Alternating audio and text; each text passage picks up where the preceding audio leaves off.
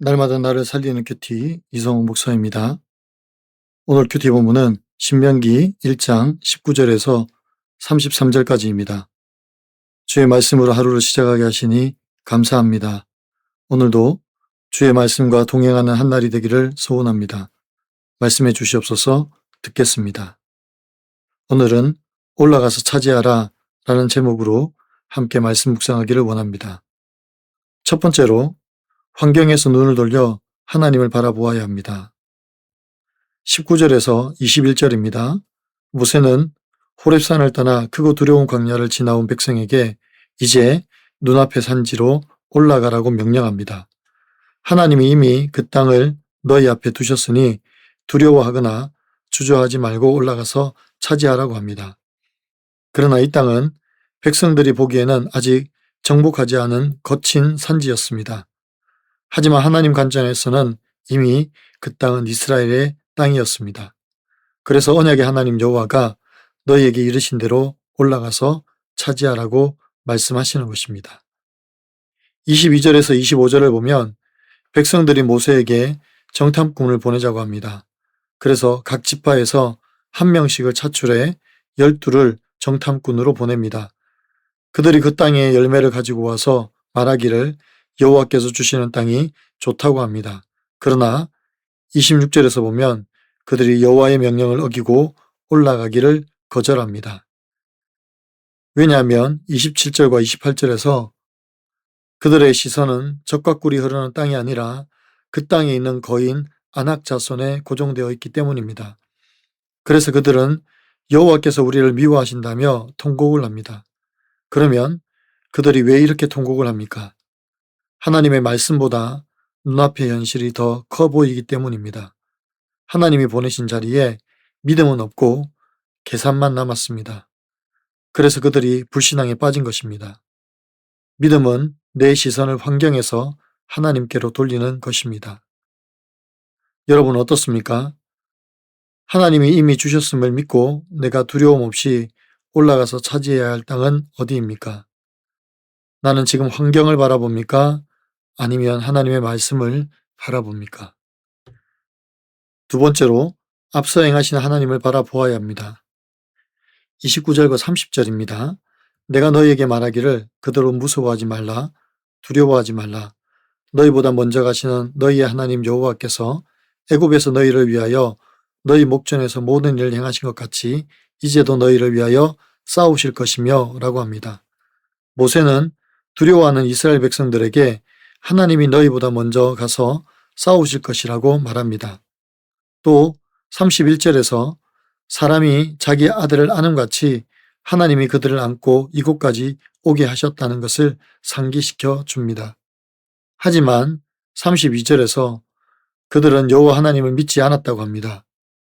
이스라엘이 가나안 땅에 들어가지 못한 근본적인 이유는 아낙 자손이 강해서도 그 성이 견고해서도 아니었습니다. 오직 하나님을 믿지 못하는 그들의 불신앙 때문이었습니다. 33절입니다.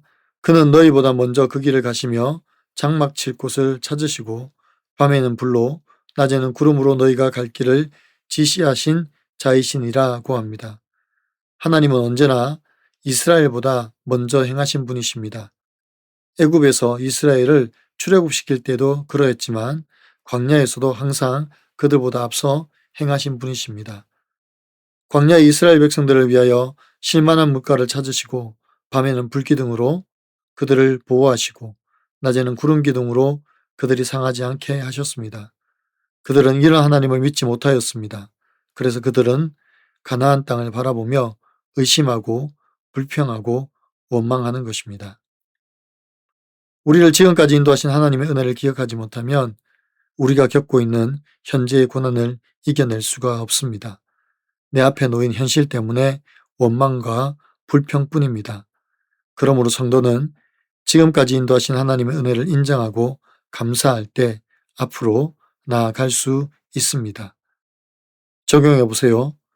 광야 같은 세상에서 힘겨워할 때 나보다 앞서 행하신 하나님을 경험한 적이 있습니까? 지나온 삶을 돌아볼 때 모든 것이 하나님이 나를 안고 걸어오신 은혜임을 인정하며 고백하십니까? 오늘 큐티 묵상 간증은 크고 두려운 회의라는 제목의 한 성도님의 묵상 간증입니다. 저는 무역 상사에서 18년째 일하고 있습니다. 상사맨에게 해외 지사 발령은 큰 기회입니다.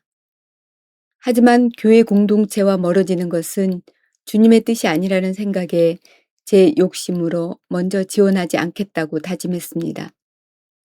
그러던 중 해외 지사장의 갑작스러운 본사 복귀로 제가 그의 대타로 지목되어 가족을 데리고 외국에 오게 되었습니다. 몇 달 전 부임 후 첫 지점장 회의를 앞둘 때입니다. 이 회의는 지난 1년간 업무 평가를 받는 자리인데 저는 중간에 부임하여 업무 파악도 제대로 되어 있지 않아 걱정이 앞섰습니다. 아내가 빨리 차를 사자고 재촉해도 회의에서 낮은 평가를 받고 다시 한국으로 돌아갈 수 있다는 생각에 차량 구매를 미뤘습니다. 너희 조상의 하나님 여호와께서 너희에게 이르신 대로 올라가서 차지하라. 두려워하지 말라고 말씀하셔도 아낙 자손을 보고 두려워한 이스라엘 백성처럼 하나님이 허락하신 자리임에도 내 실력으로 감당하지 못할 것이라는 두려움에 일을 진행하길 주저한 것입니다. 먼저 길을 가시며 밤에는 불로 낮에는 구름으로 갈 길을 지시하시는 하나님이 지금까지 부족한 저를 이끌어 오셨듯이 첫 지점장 회의에 별탈 없이 넘어가게 해주셨습니다. 그러나 주님을 온전히 믿지 않고 세상적인 두려움으로 개인 차량 구매를 영리한 값을 치러야 했습니다. 지점장 회의 기간에 아내가 회사 차량을 사용하다가 접촉 사고가 나서 수리비를 내게 된 것입니다.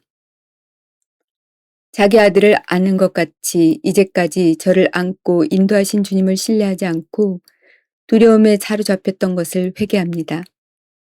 보내시는 것도 다시 부르시는 것도 주님의 뜻임을 믿고 오직 주님만 의지하여 담대히 나아가겠습니다. 저의 적용은 현지 의료기관에 대한 불신을 버리고 사랑니 발치를 적극적으로 알아보겠습니다. 아이들 학교 문제를 걱정하기보다 아내와 기도하며 주께 묻겠습니다.입니다. 사랑하는 성도 여러분, 지금 모세는 가나안 땅 앞에서 돌아서야만 했던 이스라엘 백성들의 불신앙을 상기시킵니다.